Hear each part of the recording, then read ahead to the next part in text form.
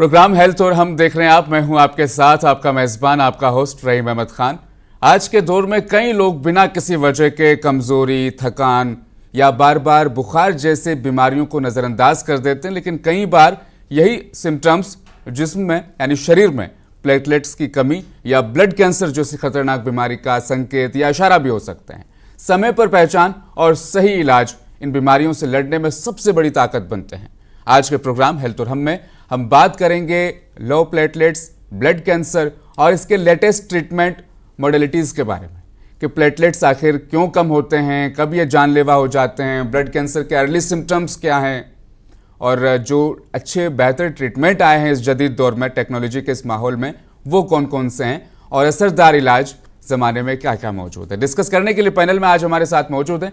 Introduction आपको करवा देते हैं। डॉक्टर के करुण कुमार, आप यशोदा हॉस्पिटल में जो कि सिकंदराबाद में वाक़ है, वहाँ पर बतौर सीनियर हेमाटोलॉजिस्ट और बीएमटी स्पेशलिस्ट के तौर पर आप वहाँ पर खिदमत सर अंजाम दे रहे हैं। बहुत बहुत स्वागत आपका, इस्तकबाल। आपने अपना कीमती वक्त दिया ताकि हमारे व्यूवर्स को ऐसे इम्पोर्टेंट टॉपिक पर हम लोगों को बता सकें।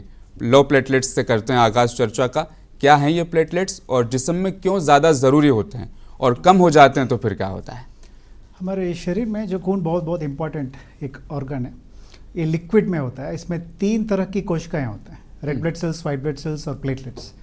एक एक सेल को एक एक फंक्शन है। यहाँ प्लेटलेट्स जो भी होता है वो खून को स्टॉप करने के लिए बहुत इंपॉर्टेंट है। जब भी चोट लगता है, नहीं तो कट होता है, नहीं तो सर्जरी होता है, जो भी कंडीशन में टाइम पे ब्लड क्लॉट होनी है तो हमको प्लेटलेट्स तो बहुत ज़रूरी है। इसीलिए जो प्लेटलेट कम होने वाले बीमारियों में ज़्यादा लोगों में घबराहट ये होता है कि कहीं ना कहीं ब्लीडिंग ज़्यादा हो जाएगा, कुछ ना कुछ जान का खतरा हो जाएगा, ये घबराहट होता है। और सेकंड, जब भी प्लेटलेट ज़्यादा गिर जाके ब्लीडिंग सिम्टम्स आता है, ज़्यादा लोगों में ये एक डाउट होता है कि ये ना ब्लड कैंसर ना हो, ये डाउट होता है। इसीलिए ये प्रॉब्लम को एड्रेस करना, इसमें अवेयरनेस देना बहुत इंपॉर्टेंट है। लो प्लेटलेट्स को लेकर के जब आज हम तफसीली आपके साथ बातचीत करेंगे तो हम आपको ये भी बताएंगे कि क्या वो रेंज होना चाहिए प्लेटलेट्स का जाहिर तौर पर। और ज़्यादातर प्लेटलेट्स कम होने का मतलब कैंसर नहीं होता है, लेकिन हो भी सकता है। उसके पीछे की थोड़ी सी कहानी समझाते हैं व्यूअर्स। नॉर्मली 1.5 लाख से 4 लाख तक होता है। जब 1.5 लाख से नीचे होता है जब थ्रोम्बोसाइटोपेनिया बोलते हैं। मगर यहाँ हम याद रखना है कि हमारे बॉडी में हर बॉडी पार्ट को फ्लेक्सिबिलिटी होता है, ब्लड को भी होता है। यहाँ प्लेटलेट्स 1.5 लाख नॉर्मल है, फिर भी 50,000 तक हमको कम होने के बाद भी कुछ भी सिम्टम्स नहीं होता, हमारे बॉडी एडजस्ट कर लेता है। ठीक है, मगर यहाँ बहुत इंपॉर्टेंट सवाल ये पूछना है कि ये कम क्यों हुआ। सो उसको पता करना बहुत इंपॉर्टेंट है। जब भी प्लेटलेट्स कम होते हैं, मोस्ट कॉमन रीजन होता है वायरल इन्फेक्शंस। सो डेंगू तो हमको पता है, सबसे ज़्यादा हम लोगों को डेंगू पता होता है सिर्फ। बहुत कॉमन इन्फेक्शन है, वहाँ प्लेटलेट्स कम होना देखते हैं। यहाँ डेंगू में 90% केसेस में से ज़्यादा केसेस में ऑटोमेटिकली प्लेटलेट, पहले बुखार आता है, डेंगू होता है, बुखार कम हो जाता है, फिर प्लेटलेट ऑटोमेटिकली नॉर्मल हो जाते हैं। So viral infections most common reason है। वहाँ कैसे हम पता करेंगे कि फीवर होता है, कुछ ना कुछ इन्फेक्शन का सिम्टम्स होता है। और मोस्ट इंपॉर्टेंट है ना, ये हमेशा कम नहीं रहता है प्लेटलेट्स। जब इन्फेक्शन ठीक हो जाता है ऑटोमेटिकली प्लेटलेट बढ़ के नॉर्मल हो जाता है। ये पहला रीज़न होता है। सेकेंड रीज़न क्या होता है, कुछ ना कुछ दवाओं की वजह से भी प्लेटलेट कम हो सकता है। ऐसा भी जो भी पेशेंट हमारे पास प्लेटलेट कमी से आता है, ये पहले देखना है कि कुछ ना कुछ दवा चल रहा है कि उसके वजह से कम हुआ नहीं है, ये देखना है। थर्ड उसके ऊपर लिवर का प्रॉब्लम, स्प्लीन का प्रॉब्लम्स भी हो सकते हैं। कुछ बार पोषकों का कमी भी हो सकता है, B12 डिफिशिएंसी बोलते हैं, उसमें भी प्लेटलेट का कमी देखते हैं। ये पूरा छोड़ के रेयरली अनकॉमन रीज़न है बोन मैरो का प्रॉब्लम्स, जहाँ बोन मैरो में पैदा होता है। सो बोन मैरो में अलग अलग प्रॉब्लम्स है, एप्लास्टिक एनीमिया, माइलोडिस्प्लास्टिक सिंड्रोम, उसमें ब्लड कैंसर। सो बोन मैरो प्रॉब्लम लास्ट हम देखते हैं। पहले इन्फेक्शन से, ऐसा बोल सकते हैं कि 80% लोगों में इन्फेक्शन से कारण है, उसके आगे कुछ ना कुछ और दवा और रीजंस, और लास्ट बोन मैरो का प्रॉब्लम। सबसे ज़्यादा हम लोगों को डेंगू का ही पता होता है कि रिश्तेदारों में होता है ना, डेंगू हो गया, प्लेटलेट्स बहुत ज़्यादा कम हो गए हैं और बहुत ज़्यादा कंडीशन ख़राब है। लेकिन ये जो मेन रीज़न है प्लेटलेट्स कम होना और फिर ब्लड कैंसर के क्या है वो अर्ली सिम्टम्स, वो जान लेते हैं फिलहाल, ज़्यादा ज़रूरी है। सो जब हमारे पास पेशेंट्स आते हैं प्लेटलेट कम होके, ज़्यादा लोगों में ये डर होता है कि ये ना कुछ ब्लड कैंसर होगा क्या। ये सवाल तो हर पेशेंट का मन में तो आता है। यहाँ हम बहुत इंपॉर्टेंट, कैसे हम डिफरेंशिएट करेंगे कि ब्लड कैंसर है नहीं है, प्लेटलेट कम हुआ। जब भी प्लेटलेट कम होता है, पहले क्वेश्चन देखना है कि पहले प्रॉब्लम देखना है कि सिम्टम्स क्या है पेशेंट को। सो हमारे पेशेंट्स जो 80% पेशेंट जब प्लेटलेट कम आते हैं ना, बस लाल लाल धब्बे से आते हैं, स्पॉट से आते हैं, नहीं तो कुछ भी सिम्टम्स नहीं होता, कुछ ना कुछ ब्लड टेस्ट करते होंगे, वहाँ हम प्लेटलेट कम दिखता है, वो आ जाता है। यहाँ केवल प्लेटलेट काउंट कम हुआ, हीमोग्लोबिन ठीक है, WBC काउंट ठीक है, कुछ भी सिम्टम नहीं है तो डरने का जरूरत नहीं। वो कुछ ना कुछ वायरल इन्फेक्शन नहीं है तो ITP बोल के बहुत कॉमन बीमारी है, मेरे प्रैक्टिस में ज़्यादा लोगों पेशेंट्स को देखता हूँ, वो भी हो सकता है। मगर हीमोग्लोबिन कम हो गया, हीमोग्लोबिन नॉर्मल रेंज कितना बोलते हैं, 12 ग्राम से 15 ग्राम तक देखते हैं ना। सो हीमोग्लोबिन 9 ग्राम है, 8 ग्राम है, कम हुआ। वाइट सेल काउंट बहुत बहुत इंपॉर्टेंट, क्योंकि ब्लड कैंसर कहाँ पैदा होता है, वाइट सेल्स में पैदा होता है। सो उसका अबनॉर्मैलिटीज भी हम देखनी चाहिए। कुछ पेशेंट्स में WBC अचानक बहुत बढ़ जाता है कि नॉर्मली 10,000 तक देखते हैं। सो ब्लड कैंसर में कुछ बार 20,000, 30,000, उससे ऊपर 50,000 के ऊपर भी हो सकता है। कुछ बार रिवर्स क्या होगा, नीचे चले जाते हैं, नॉर्मली 4,000 स्टार्टिंग पॉइंट है, वहाँ से 3,000, 2,000 कम होना भी देख सकते हैं। सो ऐसा पेशेंट आया, प्लेटलेट कम हुआ, हीमोग्लोबिन गिर गया, WBC में भी अबनॉर्मैलिटीज है और चांसेस हो सकता है कि कुछ ना कुछ बोन मैरो का बीमारी हो, तब भी हम ब्लड कैंसर नहीं बोल सकते। सो यहाँ कैसा ब्लड कैंसर को कंफर्म करते हैं, अभी WBC कम हुआ नहीं बढ़ा, जो भी सिचुएशन हो, पेरिफेरल स्मीयर बोल के एक सिंपल टेस्ट होता है, हर लैब में होता है। वो स्मीयर में हम कैंसर सेल्स देख सकते हैं, ब्लास्ट बोलते हैं उसको। सो ब्लास्ट सेल्स दिख रहे हैं ज़्यादा, सो फिर वो ब्लड कैंसर होने का चांसेस है। कुछ बार क्या होता है, कुछ भी ऐसा कम होते हैं, ब्लड पे नहीं दिखता। सो वैसा केसेस में हम बोन मैरो टेस्ट करने के बाद ही हम कंफर्म कर सकते हैं। सो कुछ बार क्या होगा, सिम्टम्स पेशेंट को, सो वो भी बहुत इम्पोर्टेंट है। सो प्लेटलेट कम हुआ, कुछ बार 3 कम होते हैं, पेशेंट्स को कुछ भी सिम्टम्स नहीं होता, क्योंकि मैं बोला था ना, हर काउंट को फ्लेक्सिबिलिटी होता है, हमारे बॉडी टॉलरेट करता है। सो हीमोग्लोबिन 10 ग्राम तक कुछ भी पता नहीं चलता, प्लेटलेट्स 50,000 तक कुछ भी पता नहीं चलता, WBC काउंट 2,000 तक कुछ भी पता नहीं चलता, वहाँ कम हुआ फिर भी हमको पता नहीं है। सो वैसा केसेस में कुछ क्या सिम्टम्स हम देखना है कि ब्लड कैंसर हो सकता है, नहीं वो इम्पोर्टेंट है जानकारी। यहाँ वेट लॉस, सो डाइटिंग पे नहीं, अच्छा कारण है, मगर फिर भी वेट लॉस हो रहा, कितना वेट लॉस हो रहा, 10%, more than 10%, 5 to 10% weight loss. सोचे कि 60 kg आदमी 6 kg के ऊपर वेट कम हो गया 3 से 6 महीने में, खाते हुए डाइटिंग के बिना, से इम्पोर्टेंट है। ये वेट लॉस ऐसा हो रहा तो फिर हम सस्पेक्ट करना है। और बुखार आ रहा, कम नहीं हो रहा, हफ्ता चल रहा बुखार, फिर भी हम सोचना है। नाइट स्वेट्स, नाइट पे पसीने इतना ज़्यादा आ रहा है कि नाइट पे स्लीप डिस्टर्ब हो रहा, ये सब, भूख कम हो जाना। और कुछ बार लिम्फ नोड स्वेलिंग्स आते हैं हमारे शरीर पे, लिम्फ नोड्स बोल के कुछ होते हैं, वो उसका साइज बढ़ना। तो ये पूरा सिम्टम्स है, तो इसमें हर सिम्टम होने का ज़रूरत नहीं है, कुछ ना कुछ एक ना एक सिम्टम हो सकता है, उसके बाद काउंट्स कम है, फिर ब्लड कैंसर चांसेस बढ़ जाता है। यहाँ जो भी सिम्टम्स हो, यहाँ इंपॉर्टेंट है कि हेमेटोलॉजिस्ट देखना, एवेल्यूएशन करना बहुत बहुत इंपॉर्टेंट है। एक स्टेप वाइज प्रोसीजर है, यहाँ पैनिक होने का जरूरत नहीं, ये वो स्टेप वाइज हम गए तो परफेक्टली हम डायग्नोसिस कर सकते हैं ब्लड कैंसर को। ये जितने भी सिम्टम्स बताए हैं डॉक्टर करुण ने, ये थोड़ा सा जहन में आप रखिएगा जाहिर तौर पर। बॉडी फ्लेक्सिबल है और ये बहुत लोगों को दरअसल नहीं पता होता है कि मतलब इतना कम होगा तो पता लग ही जाएगा जाहिर तौर पर, लेकिन जब 50,000 भी हो जाएंगे ना प्लेटलेट्स, आपकी बॉडी एडजस्ट कर लेके अंदर ही, ये एक बड़ी अलग चीज़ है। क्या ब्लड कैंसर किसी भी उम्र में हो सकता है? ये आमतौर पर लोग बहुत ज़्यादा सवाल करते हैं, बहुत ज़्यादा सोचते हैं कि ब्लड कैंसर तो लास्ट के स्टेजेस में जाके होता होगा, आफ्टर 50s 60s। या अच्छा सवाल पूछा आपने। ब्लड कैंसर को कोई एज का डिफरेंशिएशन नहीं है। हाँ। वो एक महीने का बच्चों को भी ब्लड कैंसर आ सकता है, इन्फेंटाइल ल्यूकीमियास बोलते हैं, और उम्र तो 80 ईयर्स बड़ों में भी ब्लड कैंसर आ सकता है।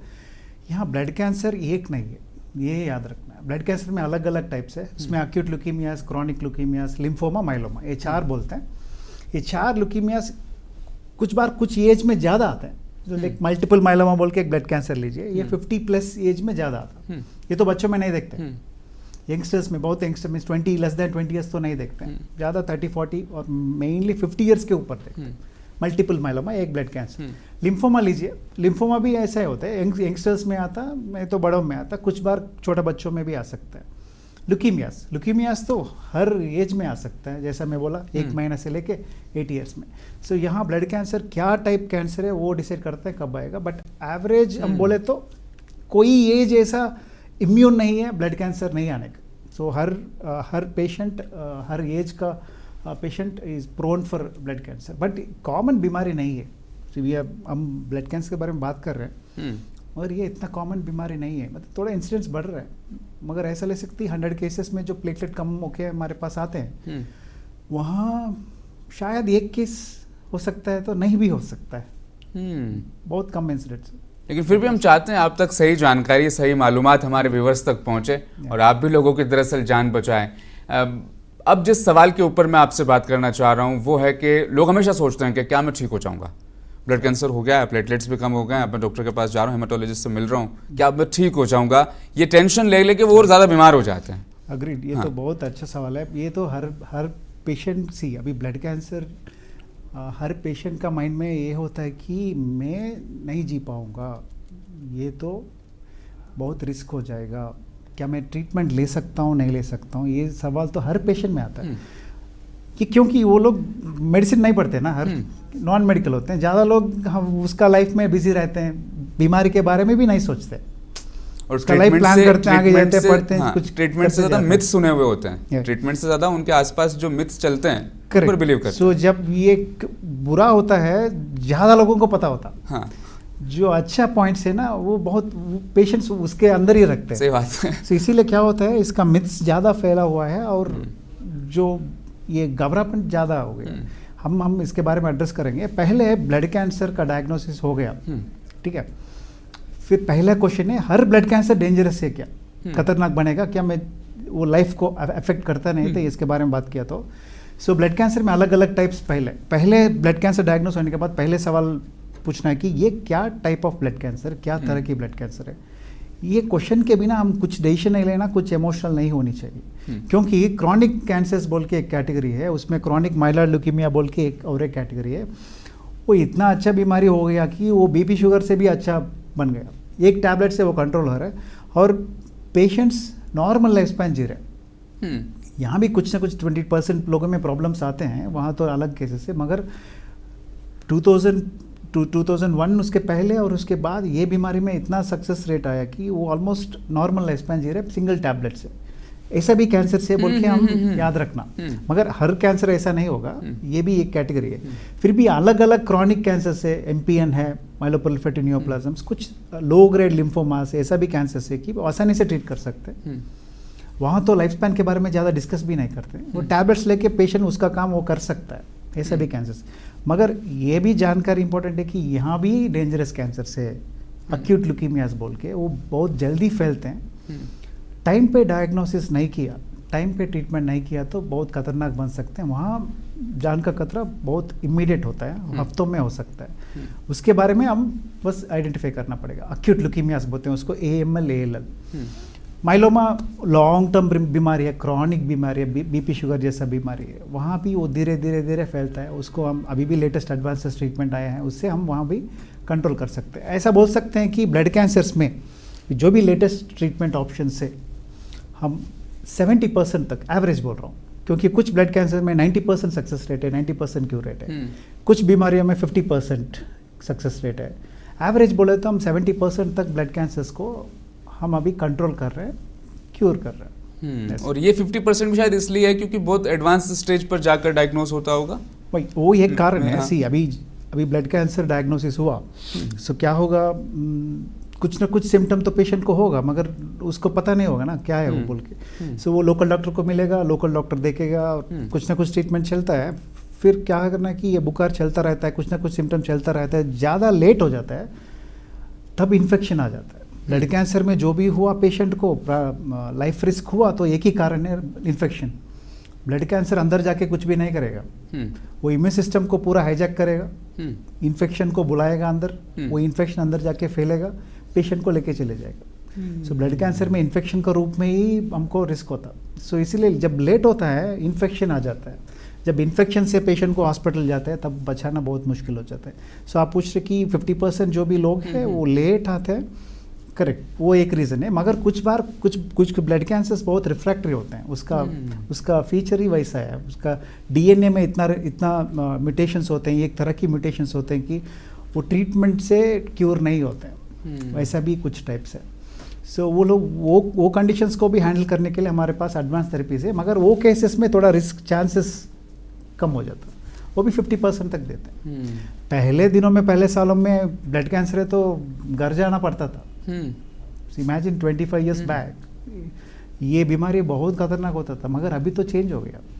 फिर भी 100% हम नहीं पहुँचे, वो लिमिटेशन है, मगर पहले कंपेयर किया तो अभी तो बहुत बेहतर है। और इसीलिए मतलब मुंसिफ टीवी भी अपने प्रोग्राम हेल्थ और हम के ज़रिए से आप तक सही मालूमात इसीलिए पहुंचाने की कोशिश करती है ताकि आपके पास सही इन्फॉर्मेशन हो। लोग मिथ्स पर बहुत बिलीव करते हैं कि बायोप्सी मत करवाना, कैंसर फैल जाएगा, ट्रीटमेंट शुरू करते ही पेशेंट की डेथ हो जाएगी क्योंकि कैंसर पूरे जिस्म में स्प्रेड हो जाएगा क्योंकि आपने ट्रीटमेंट शुरू कर दिया है। ट्रीटमेंट बहुत ज़्यादा ज़रूरी है। सही टेस्ट होने के बाद सही अगर इलाज इंसान को मिले तो क्योर किया जा सकता है। वो फिगर्स बेशक 70% है, लेकिन 70% में आप ही आपके रिश्तेदार भी ज़ाहिर तौर पर हो सकते हैं। एडवांस मेडिकल ट्रीटमेंट की जब हम बात करते हैं तो आजकल बोन मैरो को ही ले लीजिए। बहुत पहले सुनते थे कि खासतौर पर फिल्मों में देखते थे कि बोन मैरो ना मतलब पूरा कंप्लीट एकदम मतलब ट्रांसप्लांट हो रहा है और इंसान से निकाल के इंसान में लगाई जा रही है। लेकिन मौजूदा दौर में जब हम सुनते हैं बहुत इजी प्रोसेस है पूरा। इजी नहीं है, मगर यहाँ ज़्यादा मिथ्स फैला हुआ है सोसाइटी में। बोन मैरो ट्रांसप्लांटेशन पहले एक सर्जरी नहीं है, बोन तोड़ के बोन को हम फिक्स नहीं कर रहे हैं। यहाँ एक मेडिकल प्रोसीजर, मेडिकल माने क्या है, मेडिसिन से ट्रीटमेंट करते हैं ना। सर्जरी में सर्जरी करके हम ट्रीटमेंट करते हैं। बोन मैरो ट्रांसप्लांट में क्या होता है, सो बीमारी कहाँ है, खून में। वो खून कहाँ पैदा होता है, हड्डी के अंदर, बोन मैरो में। सो वहाँ बीमारी आ गया, उसको हम मेडिसिन से क्यूर नहीं कर पा रहे, इसीलिए वो खून को ही चेंज करना चाहते हैं। जैसा हम किडनी फेल हो गया, किडनी तो खराब हो गया पूरा, किडनी ट्रांसप्लांट कैसे करेगा, किडनी को निकालेंगे, नया किडनी हम फिक्स करते हैं ना। यहाँ ब्लड खराब हो गया, ब्लड को हम ट्रीटमेंट से क्यूर नहीं कर पा रहे, फिर ब्लड ही चेंज करना पड़ेगा। किसका ब्लड को चेंज करना है, नॉर्मल आदमी को ब्लड को लेके इसको चेंज करेगा। ऐसा ट्रांसप्लांट के बाद क्या होता है कि आदमी वही है, ब्लड दूसरों का है। सो दो आदमी रहते हैं एक्चुअली। ट्रांसप्लांट के बाद क्या होता है, पेशेंट का इम्यून सिस्टम चेंज होता है। ये कैसे करते हैं, सो हमारे शरीर में स्टेम सेल्स बोल के एक रहते हैं। Stem cells her part of blood को प्रोड्यूस कर सकते हैं, white cells, red blood cells, platelets, जो भी वो कंपोनेंट है ब्लड का, पूरा को एक सेल बना सकते हैं। हम अब पूरा बोन मैरो ट्रांसप्लांट में पूरा ब्लड को निकाल के ब्लड को देने की जरूरत नहीं। यहाँ क्या करें, डोनर से, डोनर जो भी होता है उससे जैसा प्लेटलेट लेते हैं प्रोसीजर, वैसे हम स्टेम सेल्स उससे ले सकते हैं। Stem cells normally bone marrow के अंदर बैठते हैं, उसको हम थोड़ा स्टिमुलेट करके ब्लड में लेके आना, ब्लड से हम प्लेटलेट जैसा कलेक्ट करना, बैग में आ जाएगा। वो स्टेम सेल को, बैग को पेशेंट को ब्लड ट्रांसफ्यूजन तरह दे देना। अभी क्या हो गया, वो स्टेम सेल्स पेशेंट के अंदर चले गया through blood, like a blood transfusion. अभी क्या है, मेडिकल प्रोसीजर, सर्जरी का है।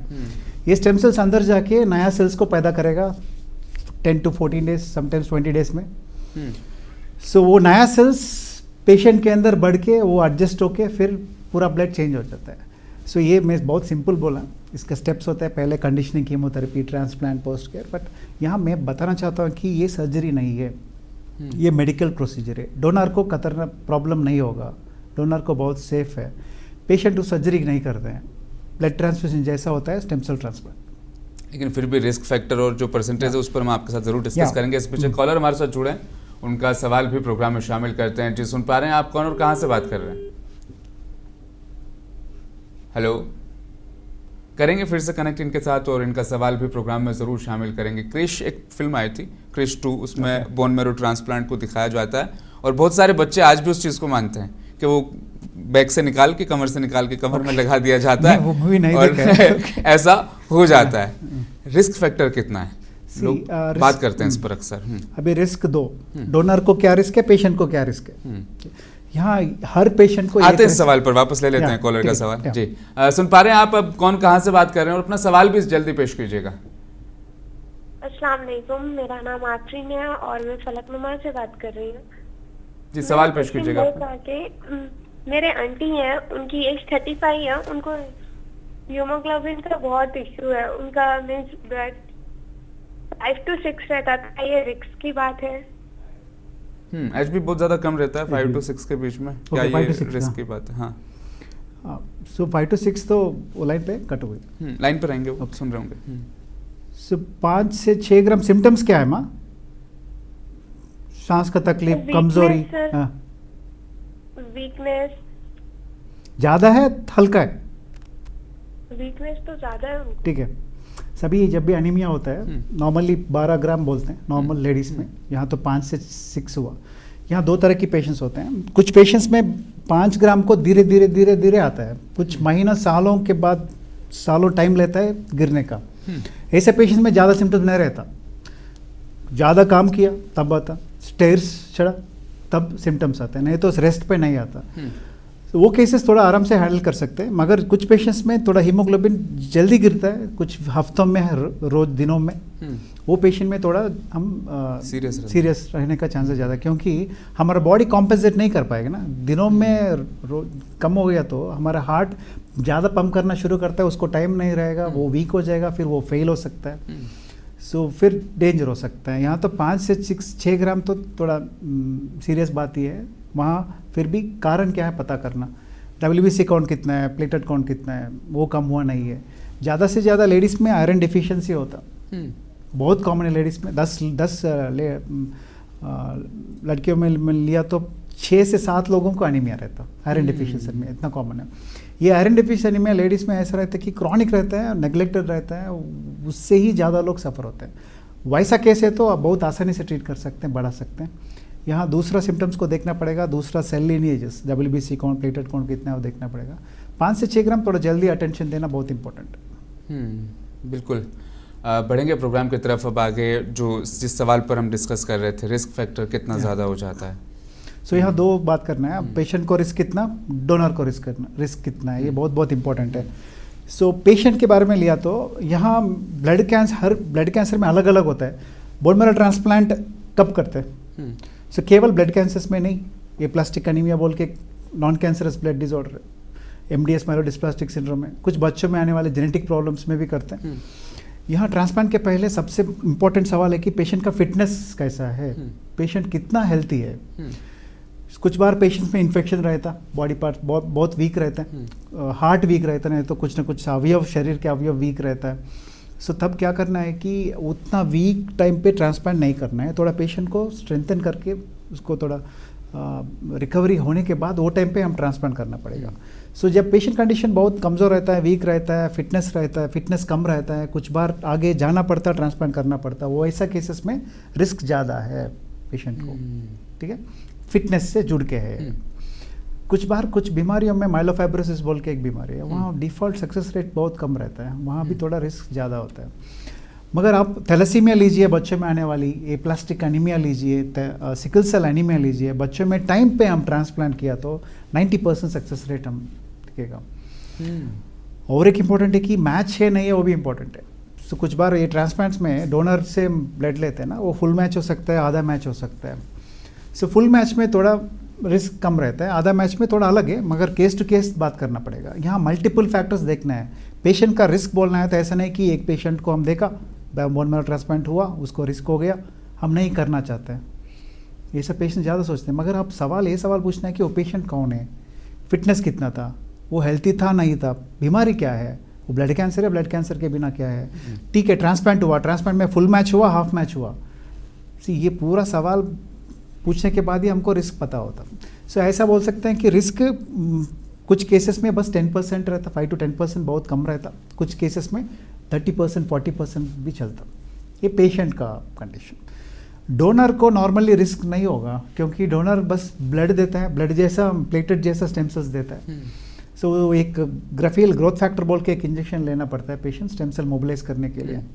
उसका थियोरेटिकली कुछ रिस्क तो लिखा गया है, मगर ज़्यादा से ज़्यादा डोनर्स में रिस्क कॉम्प्लिकेशन नहीं आता, बहुत सेफ प्रोसीजर है डोनर का। डोनर बस ऐसा इमेजिन करना है कि उसका सर्जरी नहीं करेंगे, बस प्लेटलेट जैसा उसका स्टेम सेल्स को लेंगे। कुछ बार बोन मैरो हार्वेस्ट बोल के एक प्रोसीजर है, सो वो कुछ सेलेक्टेड केसेस में करते हैं, वहाँ थोड़ा अलग है। Normal peripheral blood stem cell collection जो भी होता है बहुत सेफ प्रोसीजर है डोनर्स में, ये याद रखना। जो ट्रीटमेंट हम इंडिया में फॉलो कर रहे हैं और वेस्टर्न कंट्रीज़ की अगर बात करें बोन मैरो को लेकर या ब्लड कैंसर को लेकर जो ट्रीटमेंट उनके पास हैं, हम भी एडवांस हो रहे हैं? करेक्ट। सो बोन मैरो ट्रांसप्लांट तो जो वेस्टर्न में हो रहा है, हमारे पास भी सब हो रहा। जीन थेरेपी, बस जीन थेरेपी इंडिया में अभी अवेलेबल नहीं है। CAR-T सेल थेरेपी बोल के और एक है, एडवांस थेरेपी है, हम स्टार्ट कर दिए इंडिया में। ठीक है, बस एक जीन थेरेपी बाकी है इंडिया में आने का, वो आगे तो बहुत अच्छा रहेगा, मगर बहुत टाइम लगेगा। मगर बाकी एडवांस ब्लड कैंसर में एडवांस थेरेपीज जो भी है हैदराबाद में हम कर पर। और क्या चांसेस नज़र आ रहे हैं एडवांस ट्रीटमेंट की जब हम बात करते हैं, तो और क्या बेटर चीज़ें होंगी कुछ सालों बाद? क्या पूछा आपने? Long term success rate, long term success rate पूछ रहे। सी अभी जो ब्लड कैंसर है वो रिस्पॉन्ड नहीं हो रहा, कीमो दिया रेस्पॉन्ड नहीं हो रहा, फिर रेस्पॉन्ड हुआ मगर जल्दी वापस आने का चांसेस ज़्यादा है। फिर मैं क्या कर रहा हूँ, उसको क्यूर करने के लिए ट्रांसप्लांट चूज़ कर रहा हूँ। अभी ब्लड कैंसर वापस आने का चांसेस और ब्लड कैंसर की वजह से खतरा कितना है पेशेंट को, 100% है। ऐसा है कि वो नहीं जी पाएगा वैसे छोड़ दिया तो। इसीलिए मैं बोन मैरो ट्रांसप्लांट चूज करके उसको मैं 60 to 70% चांस लेके मैं अंदर जा रहा हूँ। यहाँ 0% चांस है बचने का, यहाँ 60-70% चांस है। डेफिनेटली बेहतर है, मगर 70% चांस में 30% भी प्रॉब्लम है ना कुछ लोगों को। वो हर पेशेंट को अलग होता है। ऐसा है कि किस पेशेंट वहाँ आएगा उनको पता नहीं होगा। आगे जाते हुए भी प्रॉब्लम्स आ सकते हैं, ठीक है। कुछ बार पहले ट्रांसप्लांट के बाद पहले 3 महीना बहुत इंपॉर्टेंट है, 6 महीना, 1 साल, 2 साल, नॉर्मली 2 साल तक प्रॉब्लम्स एक्सपेक्ट कर सकते हैं। 2 साल के बाद नॉर्मली ज़्यादा प्रॉब्लम्स नहीं होते हैं। सो लॉन्ग टर्म सर्वाइवल भी यहाँ एक केस, एक कैंसर एक टाइप में अलग अलग होता है। मगर हमारे पास पेशेंट्स ऐसा भी 5 साल हो गया, 6 साल हो गया ट्रांसप्लांट होकर अच्छे जी रहे हैं, स्कूल पढ़ रहे हैं, कॉलेज अचीव कर रहे हैं। सो ऐसा भी है। दूसरा साइड ट्रांसप्लांट होने के बाद कुछ कॉम्प्लिकेशन से वजह से भी प्रॉब्लम आया पेशेंट्स भी है। यहाँ पहले की ट्रांसप्लांट ही है कि एक ही ऑप्शन है, दूसरा कोई ऑप्शन है।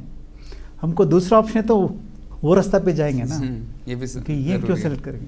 सब ट्रांसप्लांट ऐसा केसेस में करते हैं ज़्यादा से ज़्यादा, दूसरा ऑप्शन नहीं होता। वो सवाल है छोटे छोटे मेल के जरिए से जो मैं मौसूल हुए इस टॉपिक से रिलेटेड आपके सवाल हम शामिल कर रहे हैं। एक पेशेंट लिखते हैं कि उनके पेरेंट्स में से फादर को ब्लड कैंसर है, डायग्नोस हो चुका है, ट्रीटमेंट चल रहा है, लेकिन वो चाहते हैं कि प्लेटलेट्स जो है वो लेवल पर रहे।